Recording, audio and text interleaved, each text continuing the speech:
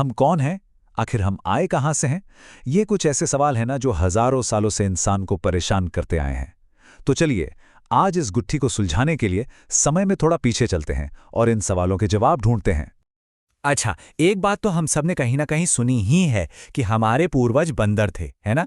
पर क्या ये बात पूरी तरह से सच है या फिर ये कहानी का सिर्फ एक छोटा सा हिस्सा है? मतलब अगर हम बंदरों से नहीं बने तो फिर हम आए कहाँ से? पहला इंसान धरती पर आया कैसे?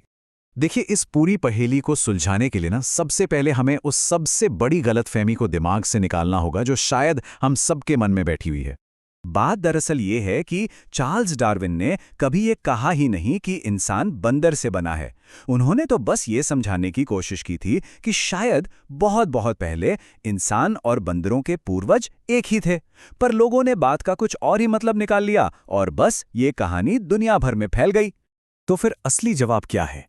उसे खोजने के लिए हमें अपनी टाइम मशीन में बैठना होगा और सफर करना होगा आज से 6.5 करोड़ साल पहले का, एक ऐसे वक्त में जब इस धरती पर इंसानों का कोई नामो निशान तक नहीं था। जरा सोचिए, उस दौर में धरती कैसी रही होगी।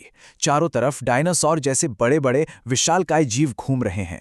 लेकिन फिर आसमान से एक ऐसी कयामत आई जिसने सब कुछ बदल कर रख दिया और एक बिल्कुल नए युग की शुरुआत की।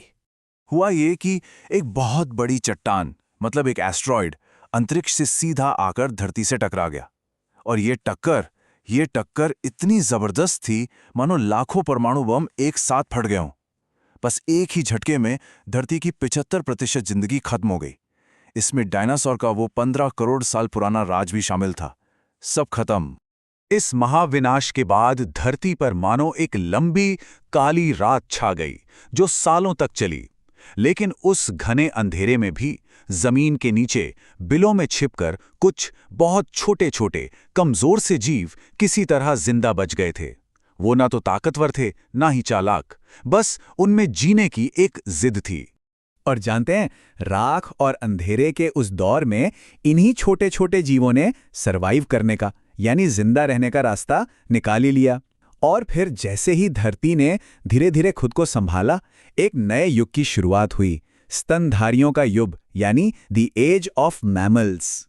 सदियों तक चले सन्नाटे के बाद आखिरकार धरती की आग ठंडी पड़ी। आसमान से धूल का गुबार छटा और सूरज की पहली किरणें जमीन तक पहुंची। फिर बारिश हुई जिसने इस बंजर जमीन की प्यास बुझाई और देखते ही देखते उस राख से एक नई हरी भरी दुनिया उगने लगी। तो हमारी कहानी का हीरो है यही छोटा सा जीव। वैज्ञानिक इसे एक निक नेम देते हैं, स्क्राइबलर। सोचिए, जब ये पहली बार अपने बिल से बाहर आया होगा तो उसने एक पूरी नई दुनिया देखी होगी। और फिर बस यहीं से कमाल शुरू हुआ। आने वाली पीढ़ियों में ये एक जीव हजारों अलग अलग रूपों में ढलता चला गया। मतलब एक छोटे से जीव से एक पूरा का पूरा साम्राज्य खड़ा हो गया। ये छोटे छोटे स्तनधारी धीरे धीरे अनगिनत रूपों में बढ़ गए। कुछ ने पानी में जाना चुना और वो व्हेल बन गए। कुछ ने आसमान में उड़ना सीखा और चमगादड़ कहलाए। और कुछ ने पेड़ों पर चढ़ना शुरू किया। इन्हें ही हम प्राइमेट्स कहते हैं। और इन सब में से ये जो प्राइमेट्स वाली ब्रांच थी ना, ये कुछ खास थी। क्यों? क्योंकि इनके पास हाथ थे जिनसे ये चीजें पकड़ सकते थे। और इनका दिमाग भी बाकियों से अलग तरीके से सोच रहा था। बस यहीं से हमारी कहानी एक बहुत ही दिलचस्प मोड़ लेती है। तो चलिए, अब कहानी में थोड़ा और आगे बढ़ते हैं और उस एक खोज के बारे में जानते हैं जिसने इंसान के विकास को लेकर हमारी पूरी समझ को हमेशा हमेशा के लिए बदल दिया। तारीख थी 24 नवंबर 1974। जगह इथोपिया का हाडार इलाका। यहाँ एक अमेरिकन एंथ्रोपोलॉजिस्ट डोनाल्ड जोहानसन अपनी टीम के साथ महीनों से कुछ ढूंढ रहे थे, लेकिन उन्हें कुछ खास मिल ही नहीं रहा था। और फिर एक दिन अचानक उनके एक असिस्टेंट की आवाज गूंजी, सर जल्दी यहां आइए। डोनाल्ड जोहानसन जब भागकर वहां पहुंचे तो जो उन्होंने देखा उसे देखकर वो हैरान रह गए। रेत और मिट्टी में दबी हुई थीं कुछ हड्डियां, एक कंकाल के छोटे टुकड़े। कई दिनों की जांच के बाद जो बात सामने आई वो चौंकाने वाली थी। ये कंकाल एक महिला का था और ये आज से लगभग 32 लाख साल पुराना था। टीम ने उसे एक नाम दिया, लूसी। और ये लूसी ही वो मिसिंग लिंक थी, मतलब बंदरों और इंसानों के बीच की वो खोई हुई कड़ी जिसकी तलाश सदियों से हो रही थी।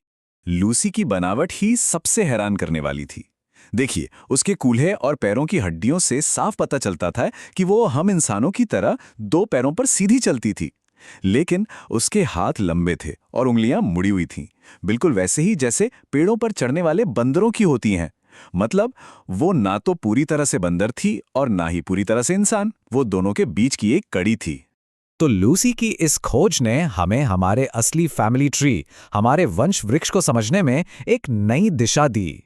तो अब हम उस शुरुआती गलतफहमी को पूरी तरह से दूर कर सकते हैं। कहानी ये नहीं है कि इंसान आज के बंदरों से एक सीधी लाइन में बन गए।